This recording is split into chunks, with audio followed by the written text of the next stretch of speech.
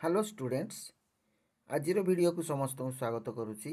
आजिर video आम +2 secondary economics रो 2 number विशिष्ट किसी प्रश्न देखा अर्थशास्त्र मौलिक अवधारणा विषय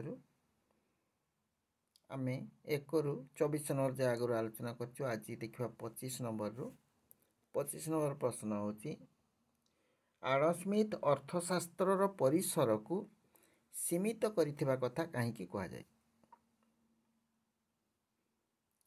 आडम स्मिथ अर्थशास्त्र परिसर को सीमित करिथिबा कथा कहीं कहुए।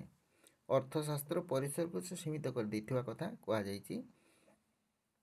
अभौतिक द्रव्य यथा विभिन्न प्रकार सेवा जहाँ मानवीय अभाव पूरण करे सेगुड़ी आडम स्मिथ संपद मध्य अंतर्भुक्त कर मुझे कहूँ अभौतिक द्रव्य यथा विभिन्न प्रकार सेवा जहाँ मानवीय अभाव पूरण करे सेगुड़ी आडम स्मिथ संपद मध्य अंतर्भुक्त कर यथा डाक्तर सेवा शिक्षक सेवा बा वकिल सेवा बा जड़े गायक कंठस्वर एगुड़िक अभौतिक द्रव्य तेणु सेपरी सेवा को से तांकर संपद कौन आडम स्मिथ तांकर संपद मध्य अंतर्भुक्त कर संपद संज्ञा मध्य अंतर्भुक्त कर नथिले।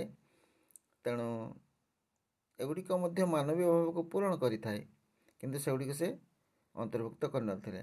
केवल भौतिक द्रव्य कथा से कही अभौतिक द्रव्य को से बाद देते तेणु कहुच्छे अभौतिक द्रव्य यथा विभिन्न प्रकार सेवा जहाँ मानवीय अभाव पूरण करे सेगुड़िक आडम स्मिथ संपद मध्य अंतर्भुक्त कर नथिले। तेणु अर्थव्यवस्थार परिसर को तेणु अर्थव्यवस्था अर्थनीतिर परिसर को सीमित करचंती बोली समालोचित होइतिले। नेक्स्ट देखिबा 26 नंबर प्रश्न 26 रे आडम स्मिथ को अर्थशास्त्र जनक बोली कहीं कहुए। आडम स्मिथ को अर्थशास्त्र जनक बोली कहीं कहुए। अर्थशास्त्र सर्वप्रथम पुस्तक रचना करी अर्थशास्त्र एक संयोजित संज्ञा प्रदान करते हेतु आडम स्मिथ को अर्थशास्त्र जनक कहुए। 1776 मसीह आडम स्मिथ गोटे पुस्तक लिखिते वेल्थ ऑफ नेशंस से बही से अर्थशास्त्र एक संयोजित संज्ञा प्रदान करते तेणु कहुच्छी अर्थशास्त्र सर्वप्रथम पुस्तक रचना करी अर्थशास्त्र एक संयोजित संज्ञा प्रदान करते हेतु आडम स्मिथ को अर्थशास्त्र जनक कहुए। सी एक संयोजित संज्ञा प्रदान करते अर्थशास्त्र आगु कहीं अर्थशास्त्र संज्ञा प्रदान कर तेणु ताकू अर्थशास्त्र जनक कहुए। आडम स्मिथ को संपद संज्ञा अर्थशास्त्र प्रथम संज्ञा थिला। नेक्स्ट देखिबा नेक्स्ट देखा 27 नंबर प्रश्न गणद्रव्य समूह कहले तुम्हें कौन बुझ 2014 यहाँ आसला।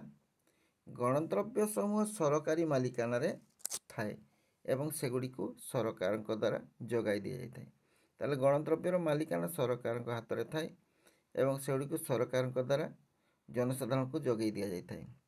साधारण जनता यही द्रव्य गुड़ी को सामूहिक भाव में उपभोग करि आउ द्रव्य गुड़िक क्षेत्र में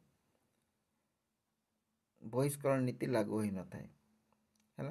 गणद्रव्य समूह सरकारी मालिकाना रे थाए एवं सेगुड़ी को सरकार द्वारा जगाई दि जाए जनसाधारण को आउ साधारण जनता यही द्रव्य गुड़ी को सामूहिक भाव में उपभोग करें। जेते सब गणद्रव्य रही जमती जातीय राजपथ पब्लिक पार्क बा स्कूल सरकारी स्कूल बा सरकारी कॉलेज एगुड़िक सब सरकार को मालिकाना थाए एवं जनसाधारण को एगुड़िक जगै दि जाए आउ जनसाधारण एगुड़िक सामूहिक भाव में उपभोग करें। यही द्रव्य क्षेत्र में बहिष्करण नीति लागू हो न थाए। ओके नेक्स्ट देखिबा 28 नंबर प्रश्न 28 अच्छी कौन उपभोग कहले तुम्हें कौन बुझ 2012 यहाँ आसला। अर्थशास्त्र उपयोगितार ध्वंस होगा प्रक्रिया को उपभोग बोली कहुए। ठीक अच्छे अर्थशास्त्र उपयोगितार ध्वंस होगा प्रक्रिया को उपभोग बोली कहुए। ताले उपयोगितार ध्वंस को उपभोग कहुए। उपभोग होची समस्त मानवीय कार्यकलापर आद्य एवं प्रांत ଅବସ୍ଥା। ଉପଭୋଗ ହେଉଛି ସମସ୍ତ ମାନବୀୟ କାର୍ଯ୍ୟକଳାପର ଆଦ୍ୟ ଏବଂ ପ୍ରାନ୍ତ ଅବସ୍ଥା। ତାହେଲେ ମଣିଷ ସମସ୍ତ କାର୍ଯ୍ୟକଳାପ କାହିଁକି କରିଥାଏ? ନିଜର ଅଭାବ ପୂରଣ କରିବା ପାଇଁ ସେ ରୋଜଗାର କରେ, ଦ୍ରବ୍ୟକୁ କିଣେ ଏବଂ ଉପଭୋଗ କରେ। ଏବଂ এইটা ହେଲା ତାର ପ୍ରଥମ ଆଦ୍ୟ କାରଣ ମଧ୍ୟ ଆଉ ପ୍ରାନ୍ତ ଅବସ୍ଥା ମଧ୍ୟ ଉପଭୋଗ। ଦ୍ରବ୍ୟକୁ ଉପଭୋଗ କଲା ପରେ ସେ ପ୍ରାନ୍ତ ଅବସ୍ଥା ପ୍ରାପ୍ତ ହୋଇଥାଏ। ତେଣୁ ଉପଭୋଗ ହେଉଛି ସମସ୍ତ ମାନବୀୟ କାର୍ଯ୍ୟକଳାପର ଆଦ୍ୟ ଏବଂ ପ୍ରାନ୍ତ ଅବସ୍ଥା। ଏହା ଉତ୍ପାଦନ ପାଇଁ ପ୍ରୋତ୍ସାହନ ଯୋଗାଇ ଦେବା ସଙ୍ଗେ ବିନିମୟ ପ୍ରକ୍ରିୟାକୁ ମଧ୍ୟ ପ୍ରଣୀତ କରିଥାଏ। ଏହା ଉତ୍ପାଦନ ପାଇଁ ପ୍ରୋତ୍ସାହନ ଯୋଗାଇ ଦେବା ସଙ୍ଗେ ଉପଭୋଗ ନହେଲେ ଉତ୍ପାଦନ କାହିଁକି ହେବ? ତେଣୁ ଉପଭୋଗ ହେଉଥିବା ଯୋଗୁଁ ଉତ୍ପାଦନ ହୋଇଥାଏ। ତେଣୁ ଉତ୍ପାଦନକୁ ଏହା ପ୍ରୋତ୍ସାହିତ କରିଥାଏ ଏବଂ ବିନିମୟ ପ୍ରକ୍ରିୟାକୁ ମଧ୍ୟ ପ୍ରଣୀତ କରିଥାଏ। ତାହେଲେ କ'ଣ? ପ୍ରୋତ୍ସାହନ ଯୋଗାଇ ଦିଏ ଉତ୍ପାଦନ ପ୍ରକ୍ରିୟାକୁ, ଆଉ ତା ସଙ୍ଗେ ସଙ୍ଗେ ବିନିମୟ ପ୍ରକ୍ରିୟାକୁ ମଧ୍ୟ ପ୍ରଣୀତ କରିଥାଏ। ନେକ୍ସଟ ଦେଖିବା 29 ନମ୍ବର ପ୍ରଶ୍ନ। ଏଇଟା 2018 ଆସିଥିଲା, 12ରେ ଆସିଥିଲା। ମୂଲ୍ୟ କ'ଣ? ଅର୍ଥଶାସ୍ତ୍ରର ମୂଲ୍ୟ କହିଲେ ଦ୍ରବ୍ୟର ବିନିମୟ ମୂଲ୍ୟକୁ ବୁଝାଇଥାଏ। ସାଧାରଣତଃ ବିନିମୟ ମୂଲ୍ୟକୁ ହିଁ ବୁଝାଏ। ଅର୍ଥଶାସ୍ତ୍ରରେ ମୂଲ୍ୟ କହିଲେ ବିନିମୟ ମୂଲ୍ୟ, ଅର୍ଥାତ୍ ଅନ୍ୟ ଦ୍ରବ୍ୟ ଆକାରରେ ପ୍ରକାଶିତ ଦ୍ରବ୍ୟର ମୂଲ୍ୟକୁ ତାହାର ମୂଲ୍ୟ ବୋଲି କୁହାଯାଏ। ଅର୍ଥାତ୍ ଗୋଟିଏ ଦ୍ରବ୍ୟ ବଦଳରେ ମିଳୁଥିବା ଅନ୍ୟ ଏକ ଦ୍ରବ୍ୟର ପରିମାଣକୁ ବିନିମୟ ମୂଲ୍ୟ କହିଥାଏ। ଏବଂ ଏଟା ସାଧାରଣ ଭାଷାରେ କ'ଣ, ଆମର ଅର୍ଥନୈତିକ ଭାଷାରେ ତାକୁ ମୂଲ୍ୟ ବୋଲି କୁହାହେଉଛି। ତାହେଲେ ଅର୍ଥନୀତିରେ ମୂଲ୍ୟ କହିଲେ ବିନିମୟ ମୂଲ୍ୟକୁ ବୁଝାଇଥାଏ। ଅନ୍ୟ ଦ୍ରବ୍ୟ ଆକାରରେ ପ୍ରକାଶିତ ଦ୍ରବ୍ୟର ମୂଲ୍ୟକୁ ତାହାର ବିନିମୟ ମୂଲ୍ୟ କୁହାଯାଏ। କିମ୍ବା ଆମର ଗୋଟିଏ ଦ୍ରବ୍ୟ ବଦଳରେ ମିଳୁଥିବା ଅନ୍ୟ ଏକ ଦ୍ରବ୍ୟର ପରିମାଣକୁ ବିନିମୟ ମୂଲ୍ୟ କୁହାଯାଇଥାଏ। ଅତଏବ ମୂଲ୍ୟ ହେଉଛି ଏକ ଆପେକ୍ଷିକ ଶବ୍ଦ। ମୂଲ୍ୟ ହେଉଛି ଏକ ଆପେକ୍ଷିକ ଶବ୍ଦ ଏବଂ ଏହା ଦ୍ରବ୍ୟର ବିନିମୟ କ୍ଷମତା ସମ୍ବନ୍ଧରେ ସୂଚନା ପ୍ରଦାନ କରିଥାଏ। ନେକ୍ସଟ ଦେଖିବା ସମଷ୍ଟି ଅର୍ଥନୀତି କ'ଣ? 30 ନମ୍ବର ପ୍ରଶ୍ନ। ସମଷ୍ଟି ଅର୍ଥନୀତି କ'ଣ? 2014ରେ ଆସିଥିଲା। ଅର୍ଥନୀତିର ଯେଉଁ ଶାଖା ଅର୍ଥବ୍ୟବସ୍ଥାର ସାମଗ୍ରିକ କାର୍ଯ୍ୟକାରିତାକୁ ଅଧ୍ୟୟନ କରେ, ସେହି ବ୍ୟବସ୍ଥାର ସାମୂହିକ ଅର୍ଥନୀତିକ ଏକକ ସମ୍ପର୍କରେ ଅନୁଶୀଳନ କରେ, ତାହାକୁ ସମଷ୍ଟି ଅର୍ଥନୀତି। ତାହେଲେ ସମଷ୍ଟି ଅର୍ଥନୀତି ହେଉଛି କ'ଣ? ଏକ ବୃହତ୍ ଧାରଣା ବା ସାମୂହିକ ଧାରଣା। ସାମୂହିକ ଭାବରେ ସିଏ ସମସ୍ତ ଅର୍ଥ ବ୍ୟବସ୍ଥାର ଅଧ୍ୟୟନ କରିଥାଏ। ତେଣୁ ଅର୍ଥନୀତି ଯେଉଁ ଶାଖା